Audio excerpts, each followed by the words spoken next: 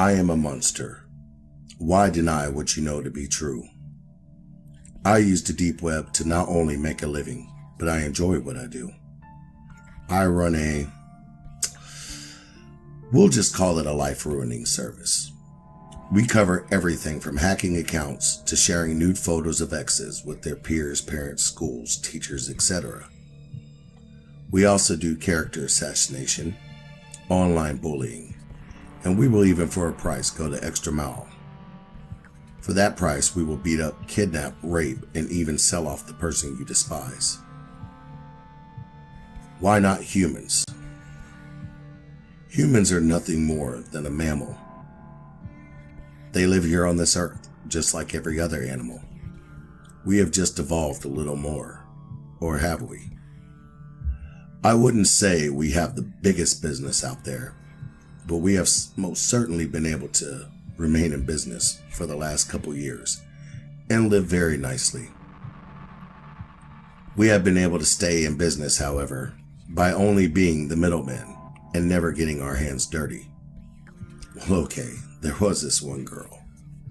I did that one personally, but fuck it, she was hot.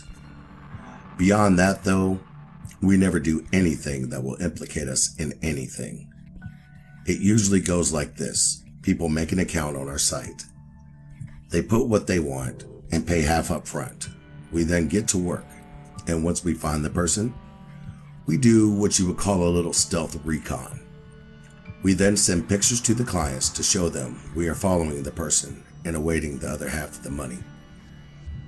From that point on, we await payment, and once it's received, well, we do the job.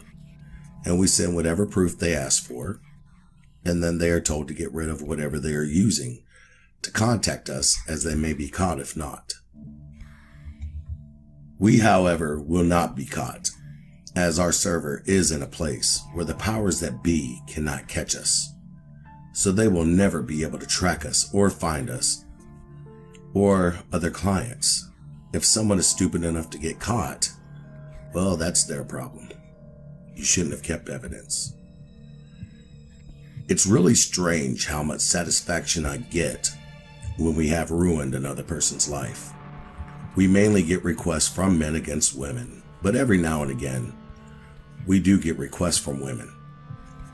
Men can be harsh, but nowhere near the sheer vengeance of women. The things women want done usually are around $100,000, just on the time it takes to get it done and the medical skill needed to make sure the person is still alive afterwards.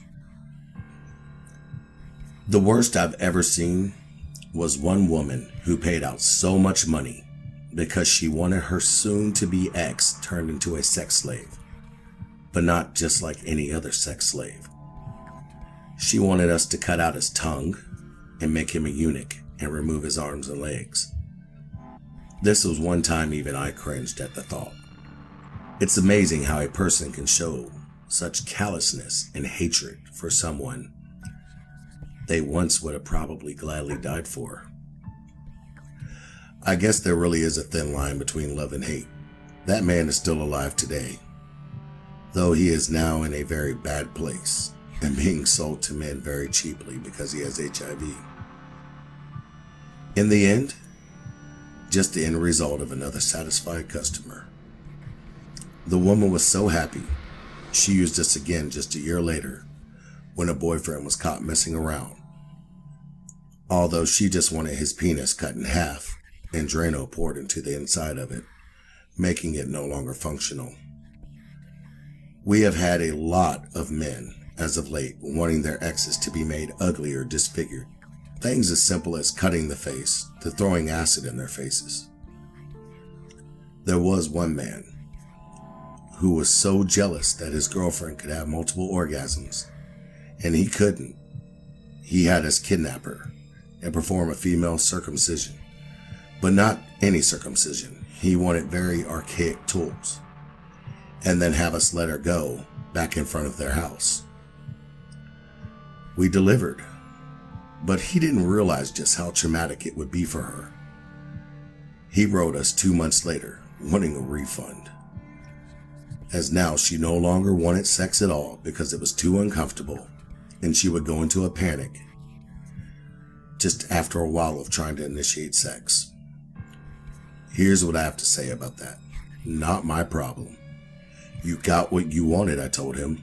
I also reminded him that if he kept up the complaints, we could have more than, let's just say, a little evidence to make sure people found out what really happened, and we would still walk away scot-free. He never did write us again. See, it's little things like that, which is why I love what I do. I was once deemed a megalomaniac, but I beg to differ. I am just a person who enjoys his job, and much like other animals, I am just surviving, but loving how I'm doing it. Our services are not cheap, and they are not for some 12-year-old little fucking yuppie online. They are for people with money who can afford it. Even our cheapest package starts off in the tens of thousands because we are that damn good. Damn, it's good to be a business owner.